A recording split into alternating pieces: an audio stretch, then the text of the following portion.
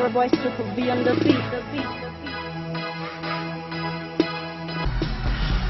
hi, welcome to BossTv, and I'm your host Godwin.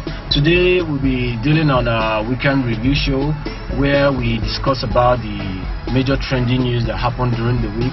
So we'll be reading a few news and we'll be dialoguing on it to share our own side of the events. So first on the menu today we have Buhari's lawyer and their whole events with the EFCC detective. Among the 18 counts preferred against the defendant was an allegation that on January 5, 2015, in his capacity as a public servant, Justice Ademola corruptly received from Mr. Agi, the lawyer, a BMW Saloon 32i valued at 8.5 million naira through his son Ademide Ademole as gratification in the exercise of his official functions as a judge. The prosecution also alleged in about 5 other counts that Justice Ademola through his wife received gratification of 30 million in 3 installments of 10 million each from Agi between March 11 and March 26, 2015. Under cross-examination on Tuesday, Adepoju confirmed that the course of investigating the case against the defendant he interrogated and took the statement of Justice Ademola and Agi only. Now, all this morning I have read that the lawyer is claiming that it was a gift given to Justice Ademola because of his daughter's wedding. So with me here discussing this particular stuff is my colleague and friend Mr. Super D. So we'll be talking about it further. So Mr. Super D, what's your thoughts on all this? Okay. First and foremost, good day wherever you're listening from. And I think something like this, for me it's comedy. Yeah, for me it's comedy because the reason why I say it's comedy is because something like this, you know, whenever giving money, taking money thing comes up, some parties might say it's bribe, some might say it's gifts. But what are those gifts? For me, I don't think anything that is bribe, as far as I'm concerned. Because if it was for the other party, say the receiver was an APC party member, right? No, the receiver. The thing is, the receiver has a problem with the government. Okay. Being Justice Ademola. Okay. Since you said the receiver being APC, I would like to go to Twitter where Reno Omoikri, the former SA on the special advisor to ex-president Goodluck Jonathan on electronic media, Reno Omoikri, he made some comment on Twitter. I can read further a little bit. Let's just give you a little info on this. He said Reno Omoikri has sarcastically said that the current government led by APC, All Progressive Congress, believes in the ex-president Jonathan's transformation agenda. He said President Buhari and his lawyer has shown us the way. Call your corruption gifts and EFCC will look the other way. He went further and said when APC gives some kind of gratification, let's give it that English, gratification, that it becomes a gift. But when PDP gives, it becomes a bribe. That's what I'm saying. When one party gives, it's a gift. When one party gives, it's a bribe. For me, generally speaking, and we're not generally speaking, from my own perspective, I don't think that was a gift. As far as I'm concerned, I don't think that was a gift. A bribe is a bribe. For me, a bribe is a bribe, and that I think that's one of the problems we are having in this very administration. One party migrating to the other party, and the other party becomes the other person becomes a saint, the other person becomes the devil. Things can turn around. This same person now telling you that it's a gift. Maybe by tomorrow, power digress to the other party, might move back and tell it's corruption, so it's bribe. I think for me it's a very fat bribe. Let's see now. Ademola's daughter, going to have a wedding. So, in support of the wedding, they're giving him 30 million. Who does that? For God's sake, who does that? Very good question. Who does that? For me, nobody does that. I think EFCC need to do something about that. Yes. Right? They have to do something about that. Definitely, they have to. Because giving someone 30 million naira for a gift, haba, where would they complain of recession? Now somewhere they remove 30 million naira they give person for you. They tell me saying what? Gratification, gratitude, na beatitude. You're watching BossTv. Going further, the next discussion on the menu, it's about PDP and their whole saga with who is in charge of the party, who is in control, the sheriff people and the other people. Now, on this week on Friday precisely, the news read sheriff takes over Wadata house. Subari. The thing is now, they want to the office, the Wadata Plaza, PDP House National Headquarters in Abuja here. It's been closed since June last year. So now on Friday they opened. They said they were going to do renovations and other things. So what's the turn of this? Is it that Senator Ali Modu Sharif has taken over the headquarters and he's now in charge? They said opening. Some reporters say breaking in. Yes, some reporters said breaking in. Sheriff's allies, let me say his boys, broke into Wadata house, arranging the place for Sheriff to come in. And sometime this week, you know, I personally watched that live. You know, the PDP people held their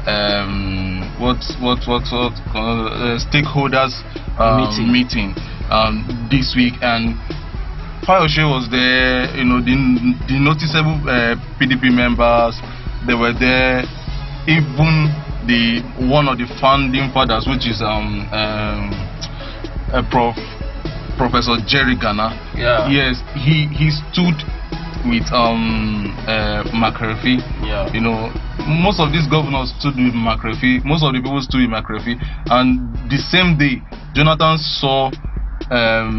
Jonathan met with Sheriff. Yeah, you know, there's some news. You know, carried it as Jonathan is behind Sheriff, which he later came out and said, "Oh, it was because the law made him, you know, the chairman. So anyone the law makes the chairman, that is it for him." But for me, I think this very crisis have started since the PDP lost their election. Yeah, that was when the whole crisis started. But I think they have to do something about it.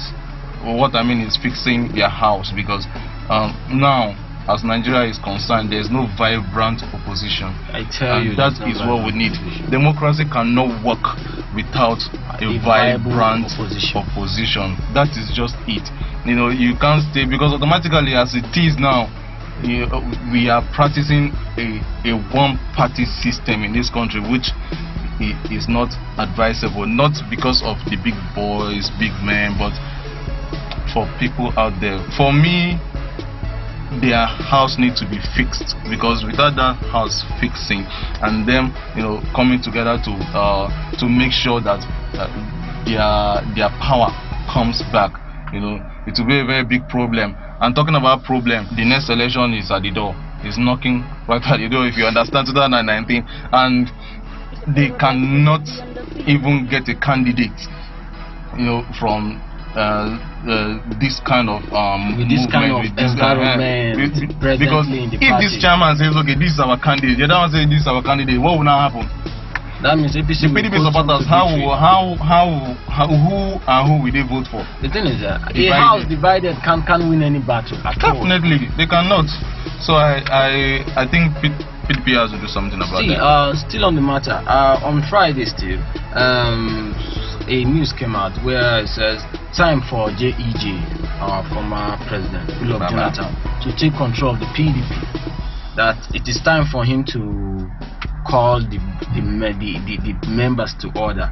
The thing is there anyone still available to help the PDP out? For me, they themselves can do this. You see, one thing hovering around PDP is pride, power. You understand? And anyway, that is politics. Politics is all about power. Struggling for power, which is just the fact about it. But this thing has to come down to them. By them knowing that struggling for power doesn't mean killing yourself for it and embarrassing yourself. As far as I'm concerned, this is a high level of embarrassment. So as far as I'm concerned, they themselves can fix their house, really, if they want to. Really? Definitely. So people, we're gonna go for a break. Sit back, relax, the show goes on. You're watching BossTv. Alright people, welcome back. Welcome back to BossTv, and we're still on the weekend review show. For feedback and comments, you could give your comments on the various platforms down on the screen. You can see various platforms down on the screen, just so we get your responses. Thank you. So going further, Boko Haram issue is the next online. The headline goes, Boko Haram war not yet over. According to a report, Boko Haram carried out 21 attacks in the last 52 days, and that prompted the Borno governor to meet with the security chiefs. The truth is, Boko Haram has not been defeated, they are only being suppressed. So, we want to know, what is the way forward? Mr. Supavi, what is the way forward? Way forward. For the way forward, more work needs to be done, by this present administration, because first of all is that they have to be, telling us the truth. Tell us how it is. Don't sugarcoat things for us, and make us believe it.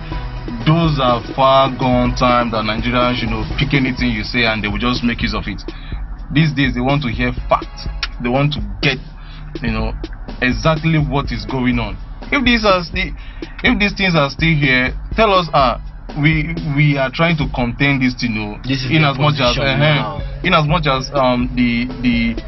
killings are going on. We are trying our best to control these insurgents, and we can play along with them that they are working, but not telling us that it has been, just like the headline says, the war is not yet over. We all know it's not yet over. So I think for me, the way forward is, putting more of our best, talking about the government, putting more of their best and making sure this thing gets contained, because it's becoming a worldwide problem. I think we are being rated. This is are being rated fourth. You see, so in terms of refugees and the degradation and the destruction and the number of refugees. You're watching BossTv. And please, for those who I beg now, you should try and consider the people. You understand? Killing will never bring anything. A dialogue, I think, it's the best way. Let's judge you. Let's judge you. Okay, so people, we're gonna go for a short break. Stay on, the show goes on. You're watching BossTv. It's your favorite voice to be on the beat.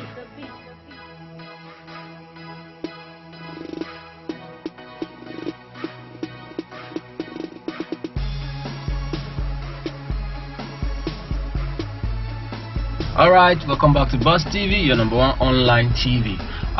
We'll be going now, and so Mr. Supavi, from what has gone on during the week, are we going forward as a country? For me, I don't think so. Going forward means you seeing a progressive movement from Monday till today. So I don't think there is any movement at all. Going through the financial status,